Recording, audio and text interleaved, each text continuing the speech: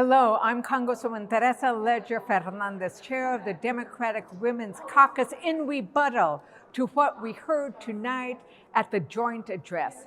We heard President Trump lie about what his policies mean to our country. The reality? Trump is a nightmare. He's a nightmare for America's women, and we won't rest until we defeat the policies.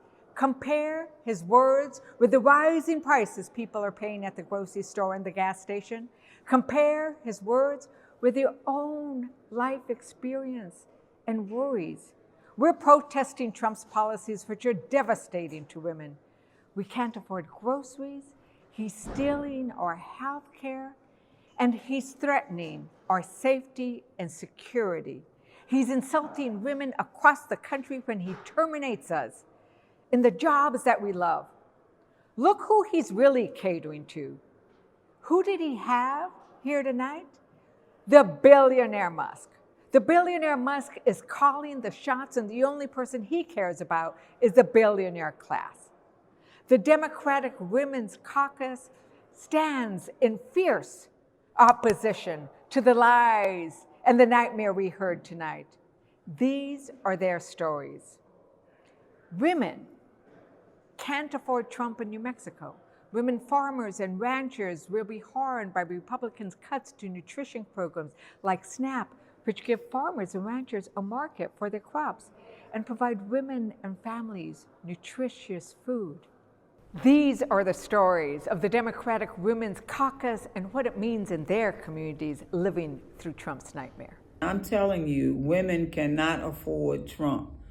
600,000 women in North Carolina who benefit from Medicaid expansion will lose it because of Donald Trump. Women can't afford Trump. And in Oregon, I'm extremely concerned about the impending cuts to Medicaid. My guest today, Ariel Kane, knows why. In Oregon, Medicaid pays for 45% of all births, and women and children in Oregon can't risk a $880 billion cut to Medicaid. It will cause further harm to women and their families. Women can't afford Trump. In Florida's 25th district, women and families are being thrown under the bus by Trump and Republicans who are determined to rip away their access to affordable health care coverage and Head Start programs for our kids. Women can't afford Trump. In North Carolina, women and families can't afford threats to basic health care, Medicaid, and Medicare. Women can't afford Trump. Women and families in Washington's 6th District rely on Medicaid for 50% of our births, for health care for seniors, for health care for kids with disabilities like my sister. Women can't afford Trump. In the 7th Congressional District and across the state of Texas, women and families are in a healthcare crisis. And now, Republicans are planning massive cuts to Medicaid, which covers 50% of the births in our state. Women can't afford Trump. In North Carolina's 4th District, women and families are at risk of losing vital Social Security and Medicare benefits, which many rely on for basic needs. Women cannot afford Donald Trump. In the 2nd Congressional District, women use Medicaid to deliver their babies successfully. Trump and the Republicans want to cut their health care by $880 billion. Women cannot afford Trump. In Brooklyn and Queens, women and families are struggling with skyrocketing costs, childcare shortages, and facing Republican cuts to health care and food assistance that put their futures at risk. Women can't afford Trump. In Virginia, women and families deserve access to quality care from pregnancy to long-term care. Yet Trump wants to strip health care from hundreds of thousands by gutting Medicaid. Women can't afford the Trump administration. Women and their families deserve respect, transparency, and accountability. Women can't afford Trump in Northeast Ohio. Women and families are struggling to put food on the table due to the proposed cuts in SNAP. Women can't afford Donald Trump. In my community, Donald Trump is a nightmare. He is persecuting immigrant communities, women, children, cutting their vital services. We can't have Trump continue to be this nightmare. Women can't afford President Trump. Women in the 6th District of Michigan are worried about Medicaid being cut because it takes care of too many children in our district, and it also takes care of seniors, their parents, people that they care about in long-term care. Women can't afford a Trump presidency.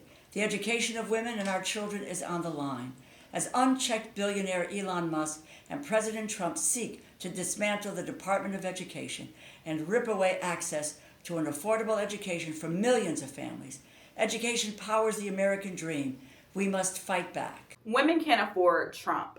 In Georgia's 5th congressional district, his cuts to SNAP will lead to even more families not being able to put food on their tables. Women cannot afford Trump. Higher health care costs, fewer rights, and an economy that's rigged against them. Also, Donald Trump can put billionaires first. Women cannot afford Trump. When it comes down to food security, y'all know that we've been troubled with food insecurity in the district. We have 115,000 that stand to lose their SNAP benefits.